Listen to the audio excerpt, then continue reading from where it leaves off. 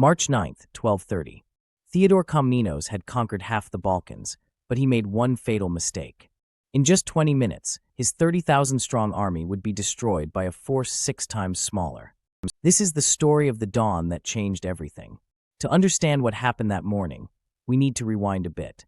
By 1230, the Balkans were a chessboard of empires, and Theodore Komnenos was winning the game. He ruled the despotate of Epirus, stretching from Albania to Thrace, and he had his eyes on the ultimate prize, Constantinople.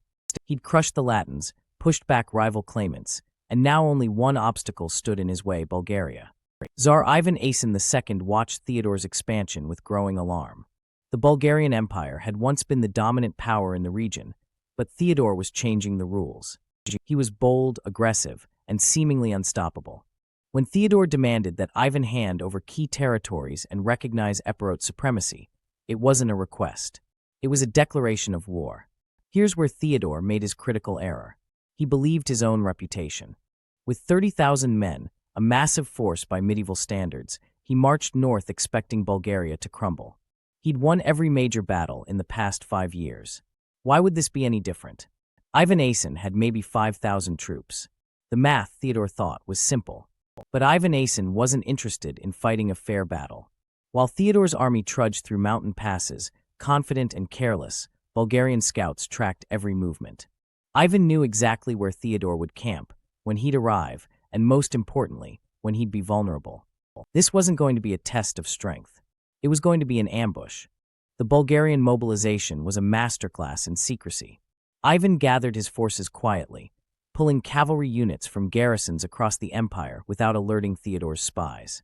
No grand announcements, no visible troop movements. Just silent, disciplined preparation. He chose his battleground carefully, the Klokotnitsa River valley, where the terrain would do half the work for him. On the night of March 8th, while Theodore's massive army set up camp near the river, Ivan's cavalry moved into position on the high ground above them.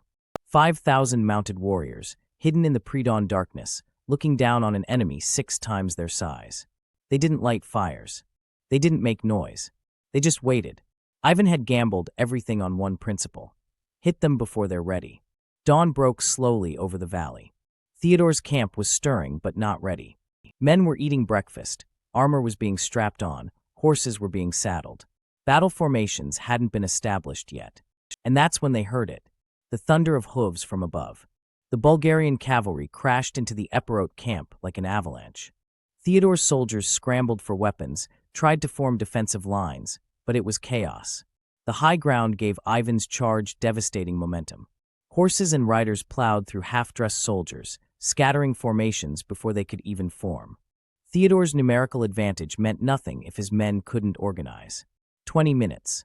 That's all it took. The Bulgarian cavalry drove straight into the center of the Epirote army, splitting it in two. Units that should have reinforced each other were cut off, isolated, surrounded. Some units tried to flee, only to be run down by Bulgarian horsemen who knew every escape route.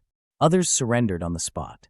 The legendary army of Theodore Komnenos disintegrated in less time than it takes to cook a meal. Theodore himself was captured, still in his tent, still trying to rally his bodyguards. Bulgaria didn't just win.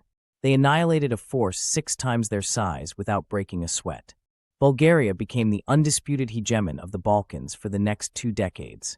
Ivan Asen expanded his territory, dictated terms to his neighbors, and established a golden age for his empire. All because of one perfect morning. So what's the lesson here? Intelligence and timing beat size and strength every single time. Theodore never had a chance to use his numbers because he never achieved battlefield readiness. The battle was over before it began. That's not luck. That's strategy.